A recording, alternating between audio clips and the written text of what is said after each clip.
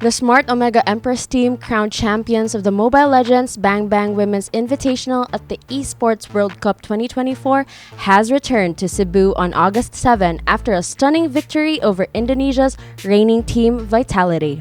This Cebuana squad, backed by Smart, includes Mery Christine Meraaay Vivero, Rica Fatima Amores, Gwyneth Ayanami Dayagon, Kay Meryl Keshi Alberto, and Sheena Shinoa Perez.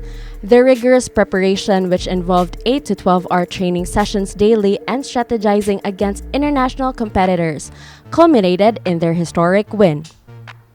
At a simple homecoming dinner, 3 of the 5 professional players shared their journey.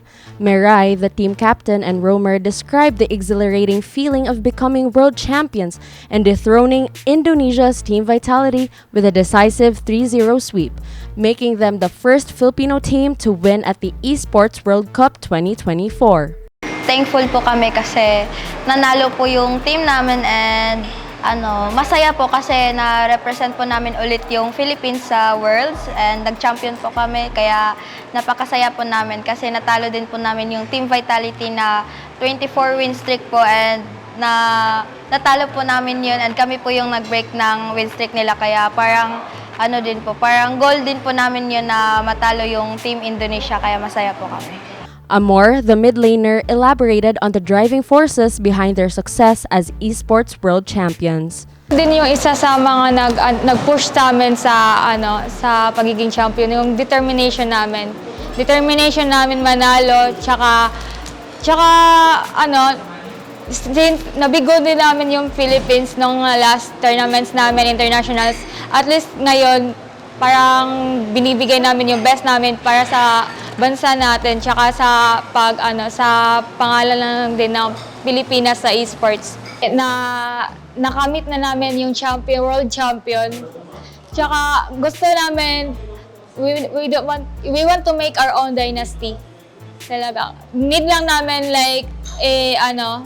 consistent pa din yung team namin. Tsaka consistent sa lahat, local, international. Yun talaga yung very goal po namin ngayon. In an industry often dominated by men, Smart Omega Empress broke barriers and earned their well-deserved recognition. Ayanami spoke about the thrill of achieving such success as both women and Bisaya.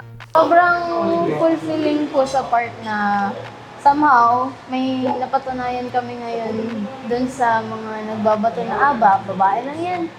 Yung mga, babae lang yan, kaya yung tapusin yan, kaya yung tapusin yan, kahit paglaruan nyo naman. And ngayon, kami yung pinakaunang nakapag-uwi ng kampyonato galing sa Esports World Cup.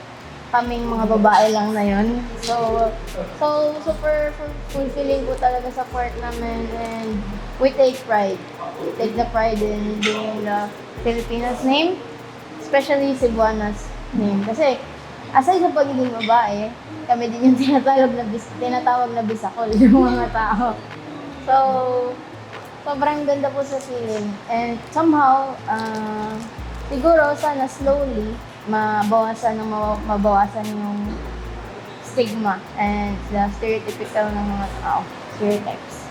These empowered ladies also offered words of encouragement to fellow women in the esports scene. If tanaw ninyo nga, diha jud mo maayo, and mo jud na yung passion, i-try yung best nga, kung asa jud mo maabot nga, inyo yung, labi na sa mga mobile games siguro, sabta jud ninyo ang duwa, paminaw ng mga laki nga, mag-bash gira nga, bayra ka, Passion into your game. Mo na siya nga kanang dapat while nagduwa ka love nimo ang duwa. Lisod magduwa if dili ka ganahan sa imong gibuhat. So, syempre magduwa ka with love, di ba? Ara man nag-start tanan. And siguro dira if nalingaw or ganahan ra kasi imong gibuhat, then go for it. PLDT and Smart expressed their gratitude for these homegrown talents and pledged ongoing support for their future endeavors. Easy to be a World Cup winner. It's not easy to be a champ. It's not an overnight thing. You need to go through rigorous trainings. You need to go through a lot of workshops not to be where you are now. And seeing them fulfill their dreams is a manifestation that a Cebuana can bring honor to this country. So on behalf of your Smart Communications family, my boss, Sir Alexis Winters, Mr. Manny B. Pangilinan himself, and to our SMD head, Mr. John Palanca, we'd like to let you know that every step of the way, Smart believes that this honor that you bring to this country is not the last. This is just the beginning. And we will equip you with the best network so that you will be able to bring honor to our country in the magnitude of ways that you can ever imagine. See the struggles also you went through, but look at you now, you are champions, and we're very proud you're from Cebu.